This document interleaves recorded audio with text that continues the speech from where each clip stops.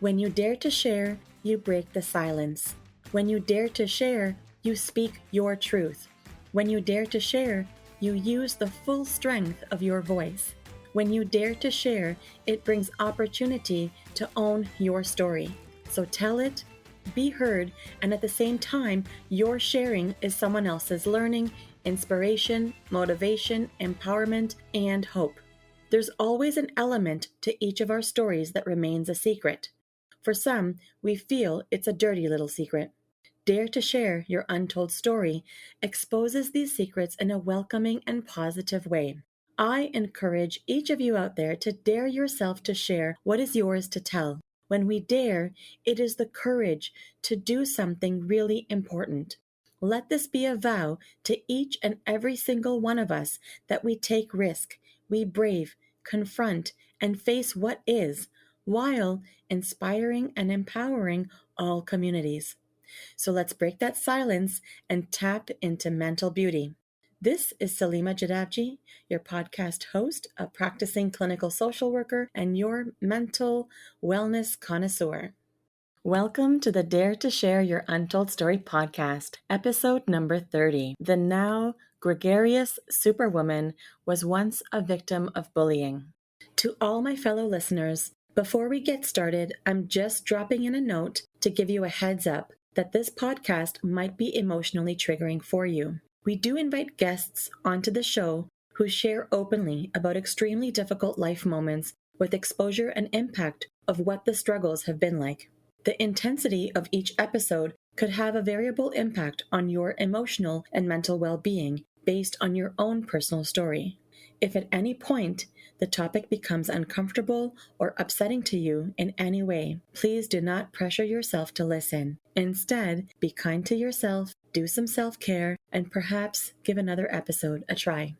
Today, I have the pleasure of introducing our lovely and daring guest, Shelly Elisiger. Shelly is an engaging and passionate LinkedIn trainer and speaker who coaches executives, leaders, women leaders, departments, as well as corporate teams, inspiring individuals to maximize their professional branding potential and their influence online by mastering the art of social reciprocity and flow of social engagement. Shelly is driven to create a solid and equitable foundation and culture so all people feel accepted, valued, and worthy. Shelly is a member of the International Coach Federation, recognized as a woman you need to know by the National Women Speakers Association, a woman of achievement, a Forbes and Thrive Global Reader, Woman of Inspiration winner 2019, and on the global list of LinkedIn training experts, as well as a trusted speaker for LinkedIn Canada. Shelly is also an author,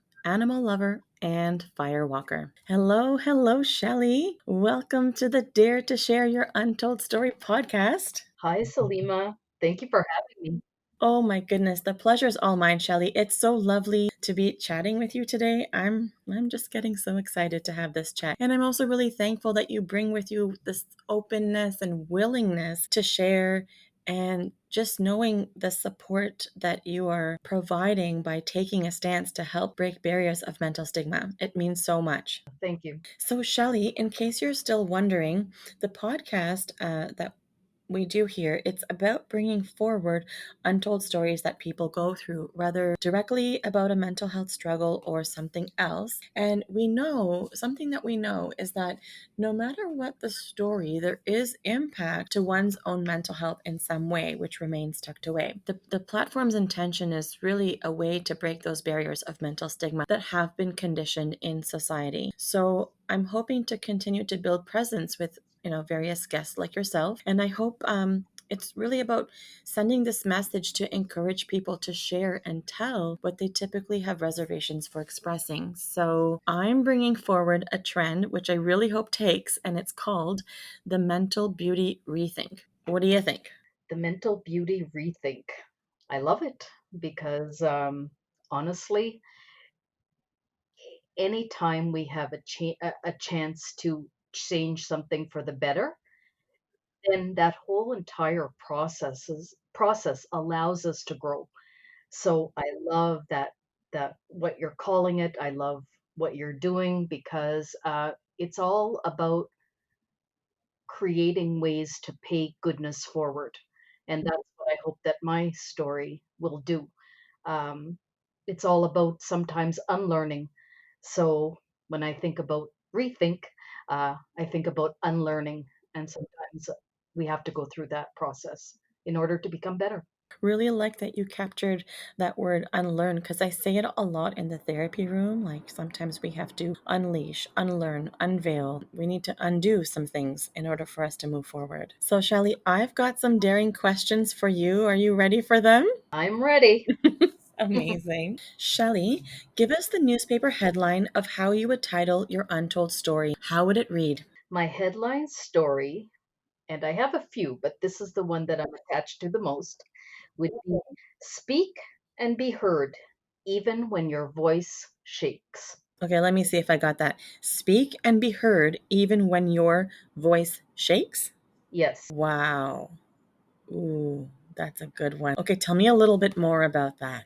So I had to relearn to get my voice out there because I went from a gregarious child and very fun loving with a big voice to somebody who had shut down and really became quite quiet and didn't feel I had a voice, to now somebody who speaks on the big stage quite regularly.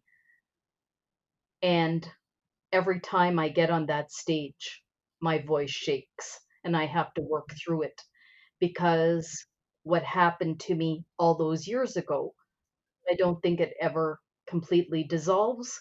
It never completely disappears.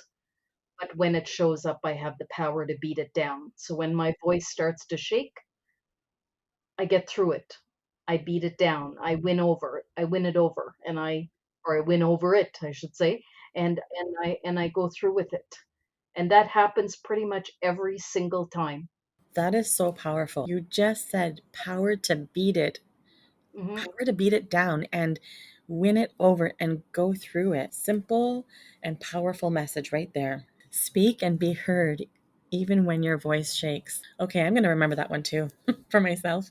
So, Shelley, tell us what your untold story is all about. So my untold story takes me back to when I was about, well, I was 12, almost 13 years old, and I was in a public speaking contest. And throughout elementary school, because I grew up in the Maritimes, so we had elementary, junior high, and high school. Um, I loved to speak. I think I did my first public speaking contest in grade 4. Um, so now I was going in grade 7 and was asked to go in kind of a national public speaking contest. And it was really like one of a kind to happen at my little school, right? So it was quite a big deal. And of course, like everybody does in a small village, everybody came out to see me that day. Um, and it was my turn to get up and speak. And I was actually speaking on empathy. 12 years old, speaking on empathy. And I remember I got to the spot where the little X was on the floor that I was supposed to stand on. And I had some cue cards because my public speaking mentor would say, "You need those cue cards, even if you're not going to use them." And I said, "I don't need them at all." And but she said, "You take them." And so I took them, and I'm standing there with my cue cards and my new red shoes, my first pair of high heel shoes. I asked my parents for that as a gift, considering I got into this competition, so they bought them. And as I'm about to speak, I my bully stood up in the front and basically decided to say, Shelly Welly with the big fat belly. Oh, And I remember that I started to shake and my cue cards just fell to the floor. And I turned around and I was trying to get out. They had those big, big, heavy drapes mm-hmm, in the back, and I mm-hmm. was trying to, find my way out, find that opening of the drapes, and I couldn't. And I was stumbling and I was crying and I was shaking. And then finally, I found the opening and I started to run, and my left high heel shoe just came from under me. I fell and it flew and it I don't know, it ended somewhere. I couldn't find it. So I grabbed my right high heel shoe and just went out the back door and walked all the way home, about half a mile, uh, with, like that. And when I got in the door, all I said was, I'll never speak in public again, and I'll never wear high heel shoes again, especially red ones. And went up to my room, and that was pretty much quite devastating for me. Um, and it just changed the way that I saw myself, and I stuck to my guns that I would never do those 2 things. It was almost like I went through a trauma. Uh, well, I did go through trauma, and then I just became a different person after that. I wasn't that old Shelly that was there before that incident. Um, I changed a lot.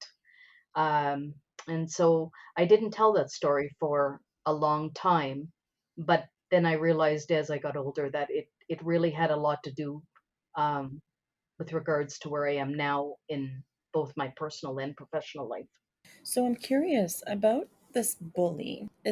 Did you have more than one bully, or was it this one person? There were always people that are going to say things like, especially if you're a little chubby kid, kids can be mean, but nothing that really stuck to me. I could always like kind of like just, you know, Like brush it off. brush it off easily. I just that that was my character.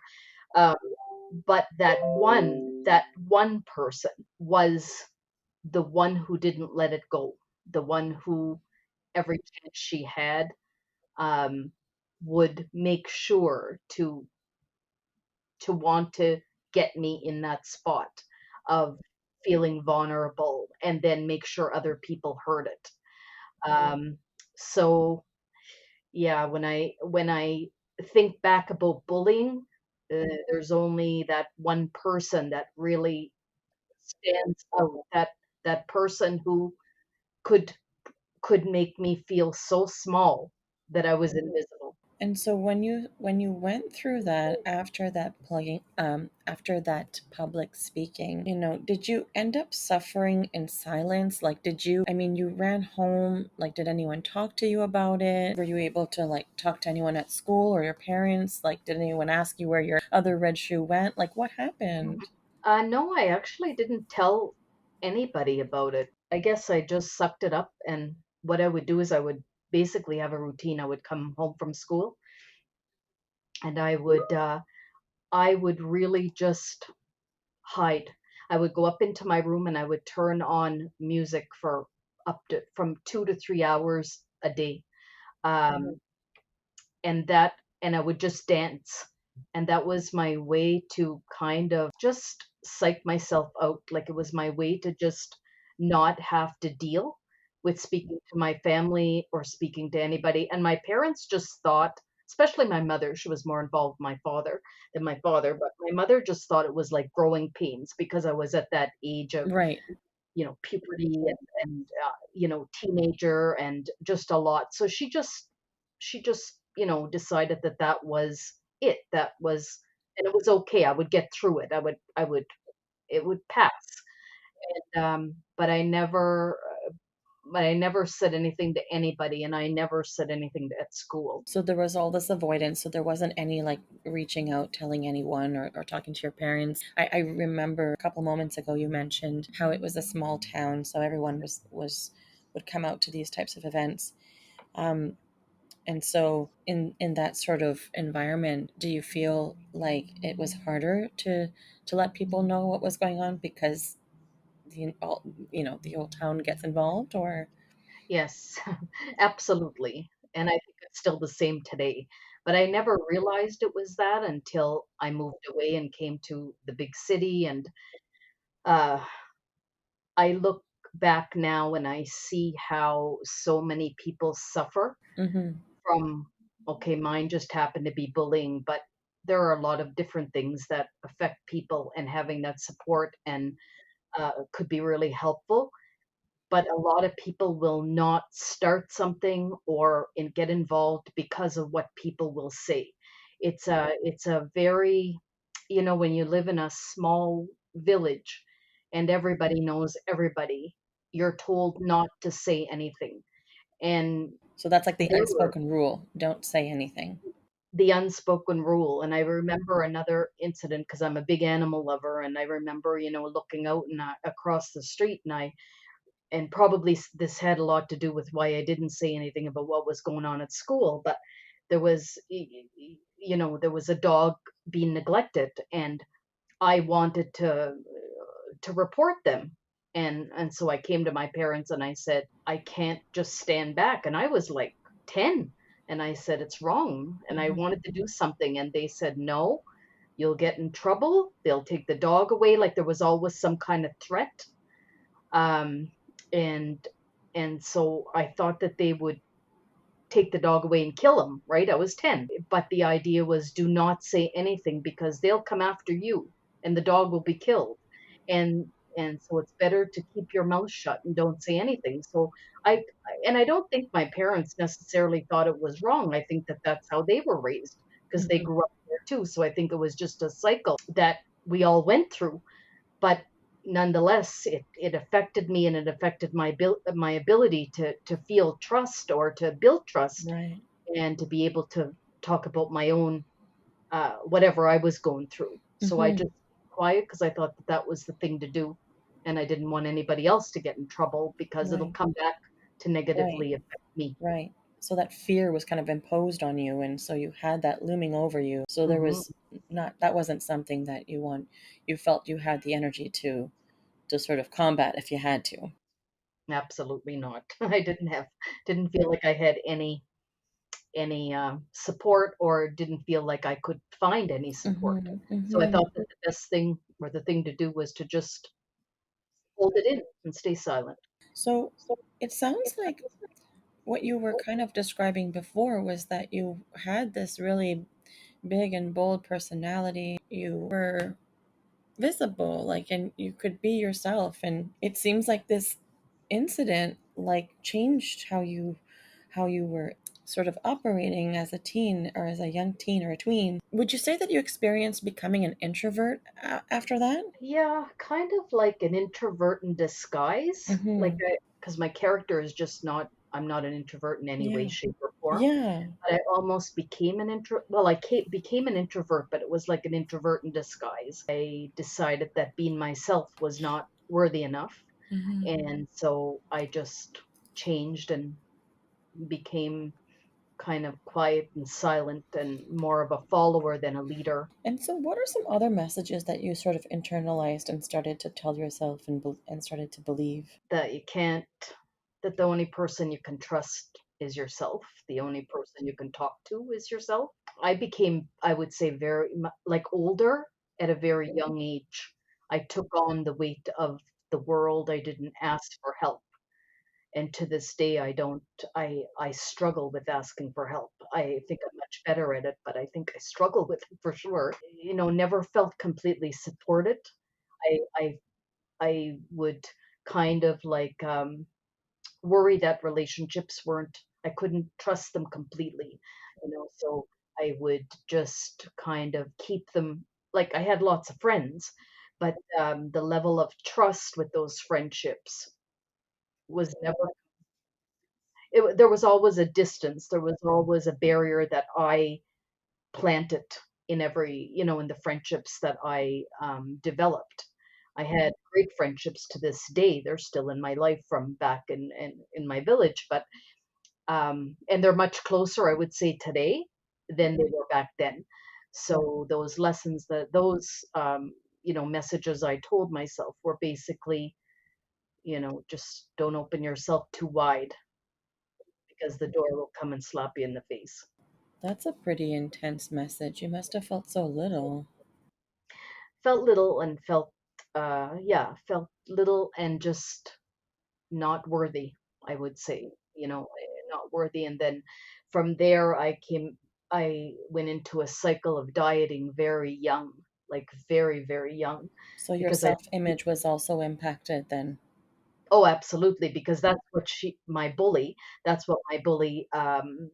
how, she bullied me, right? Like, it was always some kind of joke or poem, and just happens my name is Shelly, so it rhymes with a lot of different words, so, she could make up, poems on the fly, and it was always targeted around my weight, or, being that chubby kid, or, so I started dieting from then on in, and went through a cycle of, like, anywhere from starving myself to, um, diet pills to, like, Nutrisystem to Weight Watchers to I mean, the I could do a whole show just on that.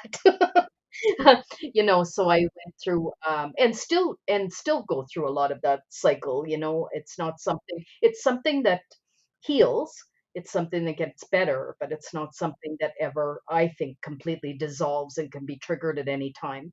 So, that's how that incident, I would say, affected me the most because I went into this detrimental cycle Mhm. of that held me back because I was so focused and I was always on a diet of some kind. Mhm. Yeah, so that's how the self-image took a toll, and I'm curious about how else were you influenced by the bully? Were there other things that sort of influenced a different thought pattern or a different behavior or a different tendency for yours from your side? I definitely held back, like, things that were so natural for me to do, like speaking in public. I also love sports. Saying back then I was like you wouldn't, a major athlete, but I loved being in sports. I loved playing sports, and I didn't really care how great I was in sports. I just wanted to play because I'm a community person. I love having people around me. So I didn't care. They could place me anywhere, but I loved Just being being in in the all game, kinds just of playing. sports. Yeah, soccer, you Mhm. name it. I loved anything. But then I became, I didn't think I was good enough. So I stopped playing those sports because I didn't feel I was worthy enough or good enough to play the sport. So it changed from me wanting to just be part of a great community and fun with friends to putting all that pressure on myself to be amazing, or at least what I thought was amazing. And if I couldn't fulfill that, then I shouldn't be there. Wow. So it really kind of got you to suppress a lot of your personality and a lot of who you were and how you were used to showing up. Yes, I definitely started showing up very differently than what I used to when I was smaller, when I was younger. Do you feel like your bully had a mask of their own?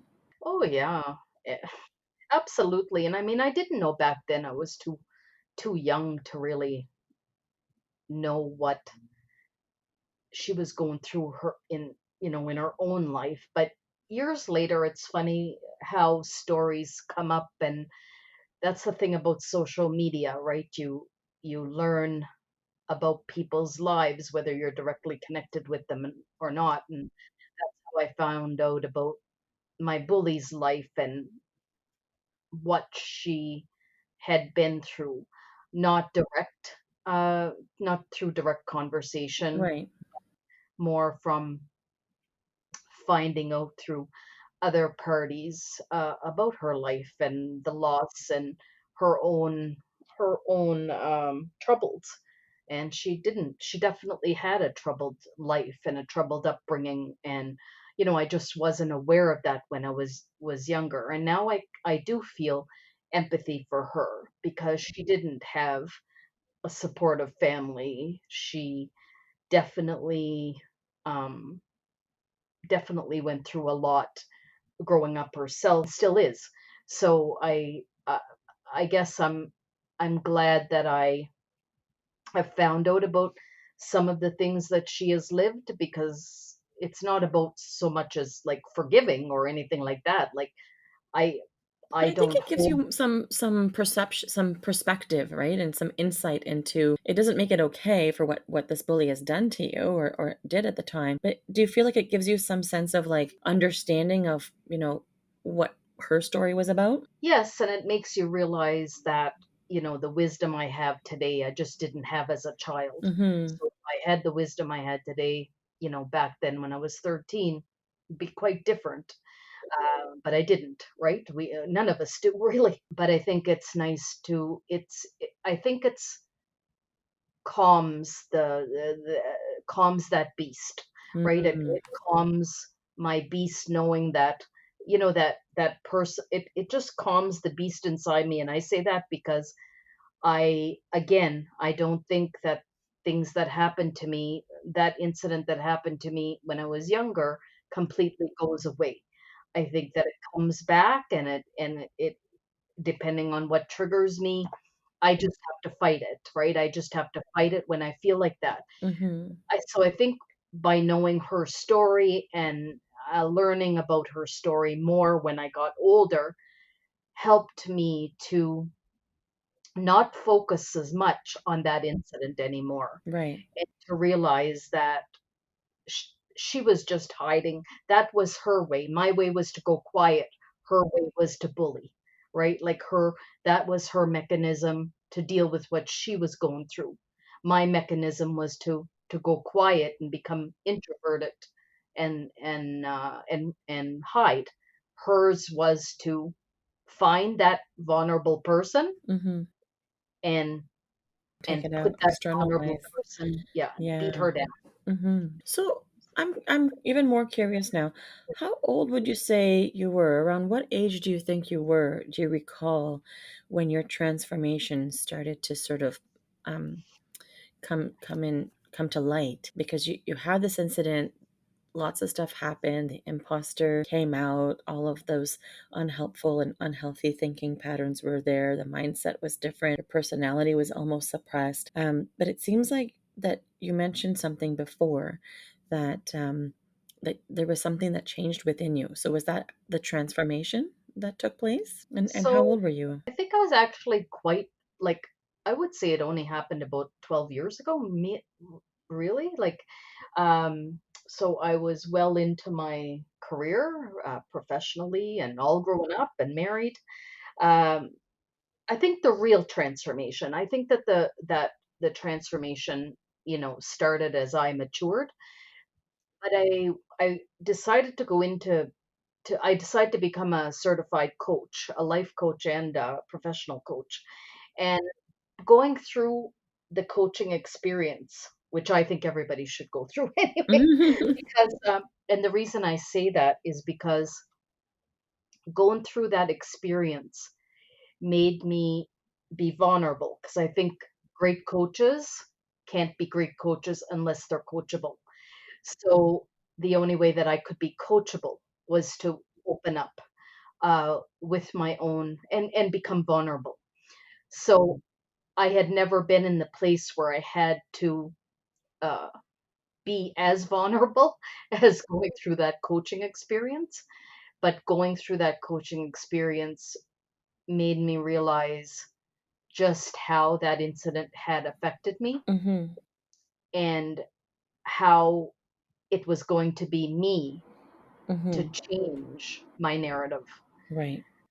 So I think it built up to that. I think that I was changing progressively as I became an older teen into an adult, into, and continued from there. But I think when I got into becoming a coach, I just realized that I couldn't be a great coach unless I was coachable. And that meant tapping into those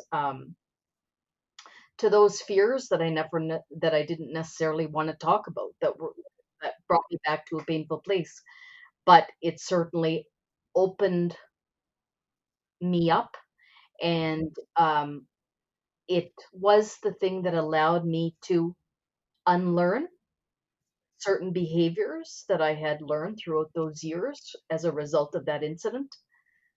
And I almost turned back the hands of time in many ways. So I would say that was a pinnacle time for me when I decided that my story mattered, my voice mattered, and as shaky as it could get, I was going to do what I wanted to do, and that was to have a voice and to make it matter.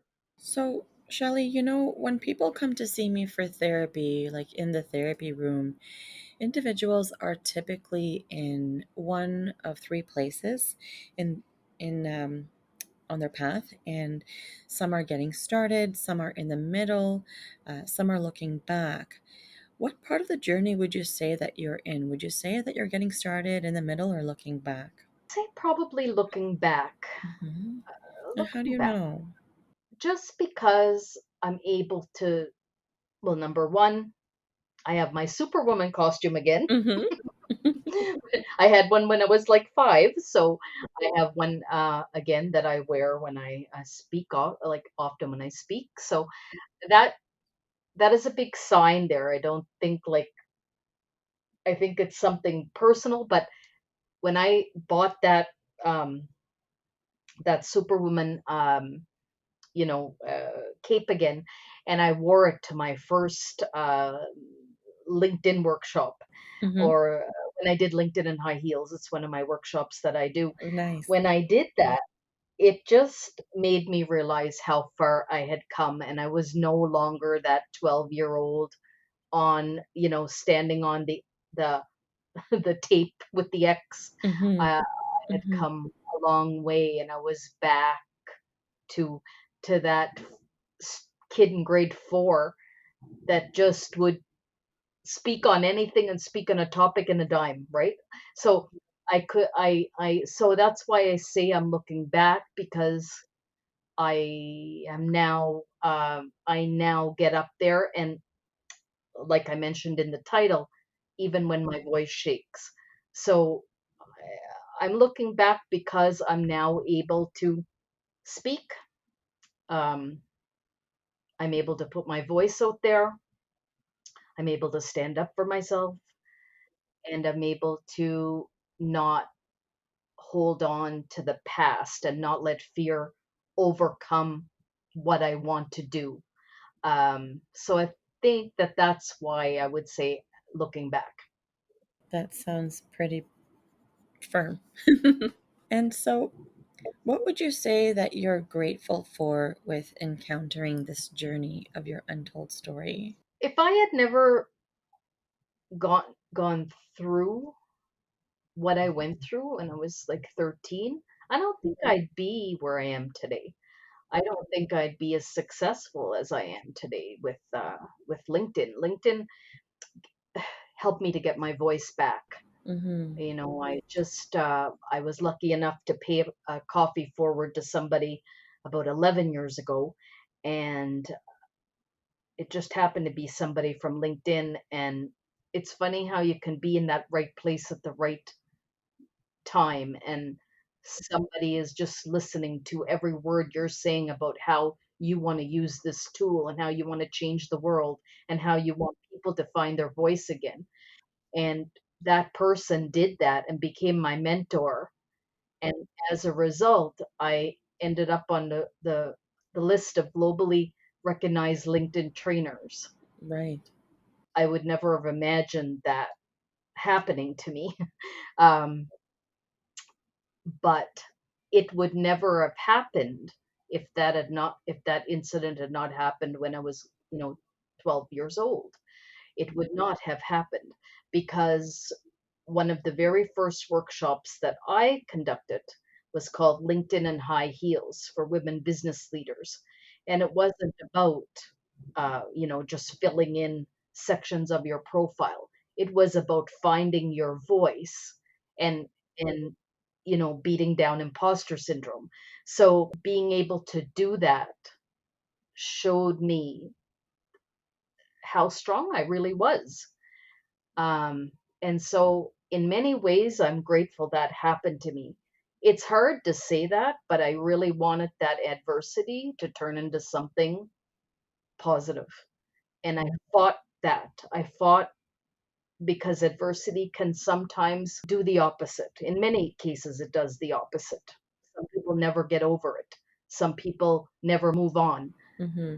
I'm glad that I moved on, and I'm glad that that adversity that happened when I was, younger, helped me to find my voice today. because it's really truly what I'm passionate about.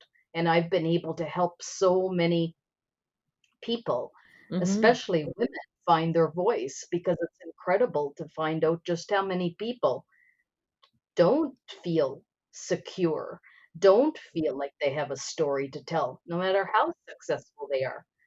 So if that had not happened, I don't think I'd be where I am today. It sounds like the work that you do, you know, you definitely have reclaimed your role as an extrovert and all the relationship building. And it sounds like there's been a lot of empathy work that you've also worked on. And it sounds like through some of the things that you've shared along the way in our conversation so far, shows me that you have found a way to have empathy for your bully. Yeah, there's empathy. There's two skills that I've honed and worked on regularly. One is social reciprocity. So that is the foundation of everything that I do. So no matter what my day is like, or no matter what hardship I'm experiencing, I pay goodness forward. I try to give to other people without expecting other things back. So I've honed that skill. I work on it daily though. Yes. It's something that you have to work on daily. And the other skill that I've worked on and continue to work on is empathy. I belong to an empathy circle. I take empathy classes. And that's just because I feel it's something that we need now more than ever.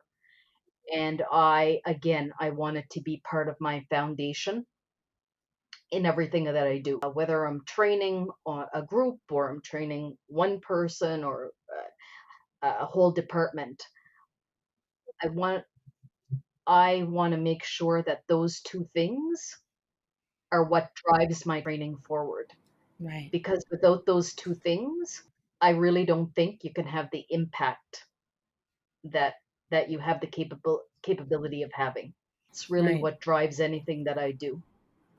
Serious and it's making impact for you now, and I certainly can hear even the drive in your voice because you're speaking so intently and so clearly about this experience and about the teachings and learnings. So much growth. Hmm. A um lot of growth, a lot of yeah, work. lots of work goes into this. It's definitely not overnight. So I really appreciate how you said that, it's something that you have to practice every day. When you were talking about the social reciprocity, that it is about giving, paying it forward and paying goodness forward and truly doing it without expecting something in return. It's not a one-time thing. It's a daily, regular practice. So I hope it's okay. I kind of want to circle back to your untold story and just really, if you can speak to how it affected your mental health, like how it manifested, like, were there any particular things that you experienced that you recall going through at that time? Yeah, it absolutely no, it absolutely affected my mental health, and I saw a bit of it even coming back through COVID because I think I experienced it a bit of, COVID cave syndrome because I'm such now such back to myself, back to being an extrovert, that I push that's something I do every day. I network every day. I reach out to people every day. So COVID kind of brought that kind of like, I guess, brought me back where I felt very much alone. So there were times through COVID that I felt very lonely, even when I was in the presence of one or two people. Still felt very lonely, and that's something that I experienced back. When I was younger, after that incident, I experienced uh, massive amounts of loneliness and feeling lonely, and it didn't matter how many people were around me. I felt just lonely, and I know that that affected my mental health to a very big degree because when you feel lonely like that, sometimes it can translate into not feeling worthy. So the two can kind of like partner together, Mm-hmm. and that can be pretty tough on a 13-year-old. It can be pretty tough on anybody. So it can definitely be tough on. It was very tough for me. was very tough for me at times and scary, scary to feel like that.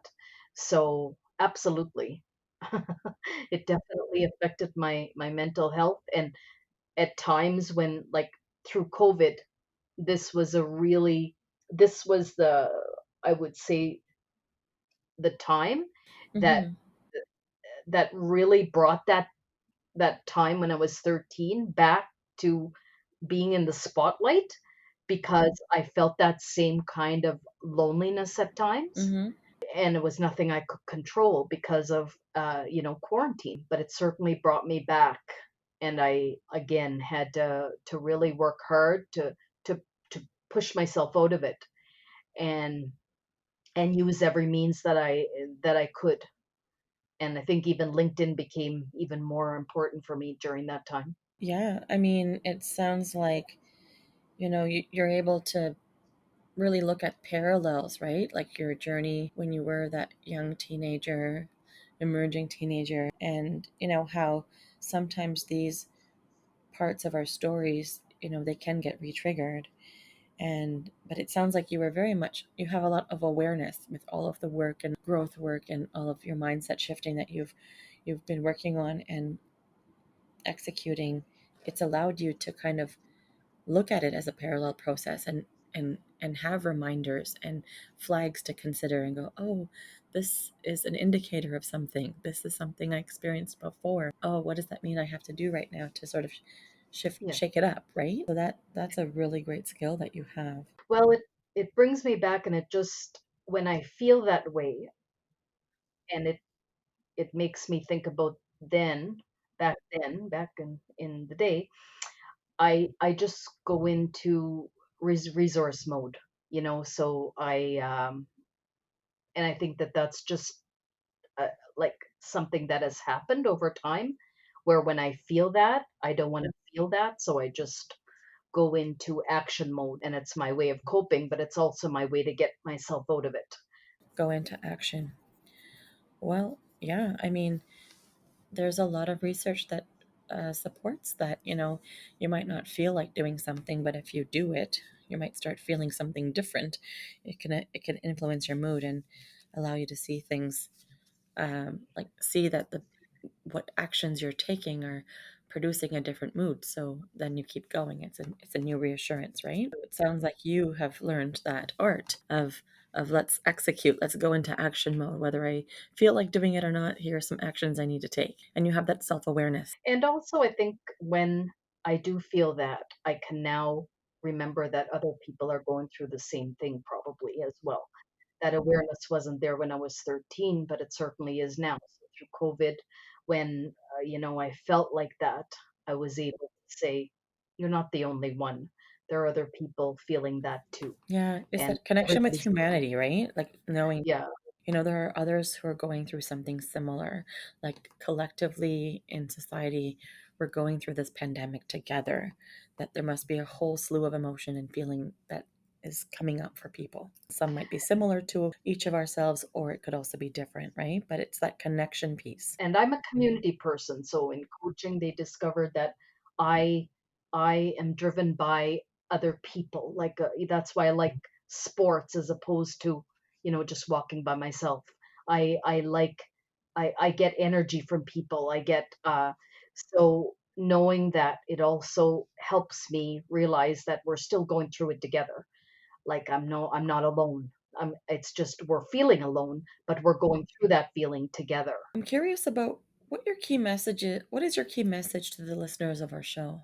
The key messages are, well, number one, when you're feeling when you're feeling down or low, or just not yourself, reach out to people, help them to understand. I i really make it a point of reaching out, even when I don't feel like it, because it is easy for me to go and be that young kid that just uh, took everything in and didn't share it with anybody, but it was a big load for me to handle back then. It's easy for me to do that now. I just don't allow myself to. So it's certainly something that say a lot is reach out, even when you don't feel like it. Push push it out. Call somebody, do whatever you need to do, but just talk to somebody. It can make a world of difference. Two, don't let your past define you. We all go through different things, but it doesn't have to define us. I think it's something that happened to us. It's something that happened to me. It's part of my story. It's part of my journey, but it's not the definition I give myself today. The other thing is just and it's part of my headline, but when you're feeling that sense of doubt, or you're feeling not worthy, or maybe even you don't feel like you're the person that should be the one to do something, and so your voice shakes as a result. Know that you have the power to beat that down. Know that you are always more powerful than any of those things, and live with that. Um, Live with that, and know that you have an art, like you are in a body of armor that will be there for you when you need it. So, Shelly, I'm curious, what is something that was game changing for you as an inspiration that's close to you, reflecting your untold story? Like, was there an inspirational quote or book, or an event, or a person, or a place, something that spoke to you? So Brené Brown has had a big impact on my life, especially the Gifts of Imperfection, Mm-hmm. and man woman worthiness. She's done stuff on shame, so she's had a big impact on my life because we all have imperfections, Mm-hmm. and I don't want to be perfect. I think that's a Mm-hmm. that's a big goal to reach, and probably not a goal anybody can reach. So it's one of those goals that are unreachable. I want to maintain reachable goals. So what I've learned through that book, and learned through her podcast, and just her other books that she's made available to people, and other resources, is just that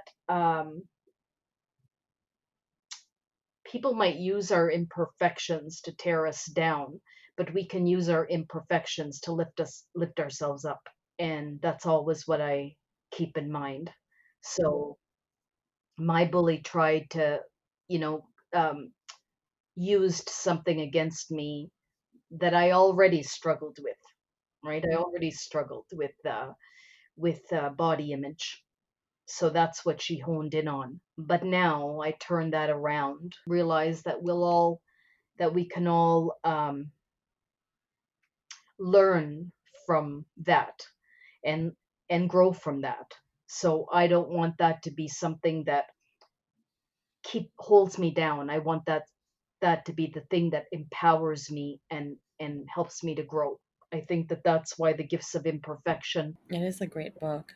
It is has a meant a great lot book. in my journey. Yeah, no, Brene Brown's books are wonderful, and they have a lot of insight and very relatable passages to sort of, absorb and digest. And, something that I've always said in my practice and with my clients is it's okay to be, perfectly imperfect. And, Yes. just striving to be perfectly imperfect and accepting yourself as perfectly imperfect does go a long way. So, Shelley, guess what?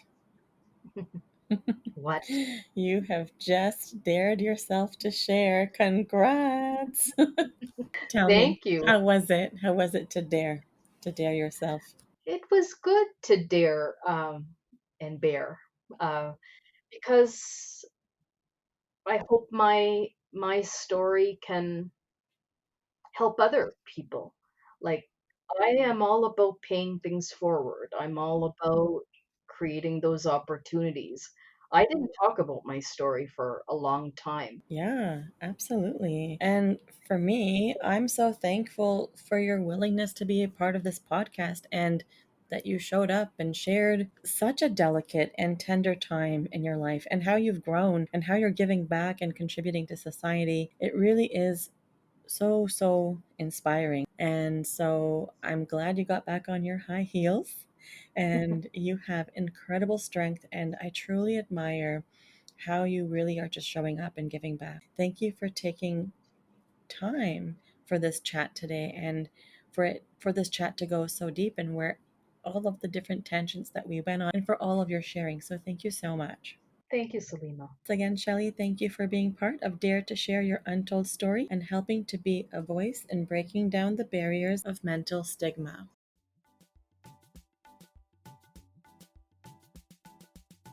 To all of our listeners, if you like what you've been hearing on this podcast and you want to be part of breaking down barriers of mental stigma, I invite you to go wherever you are listening to the episode and hit subscribe. Leave us a comment or a review of the episode and maybe how you relate to it.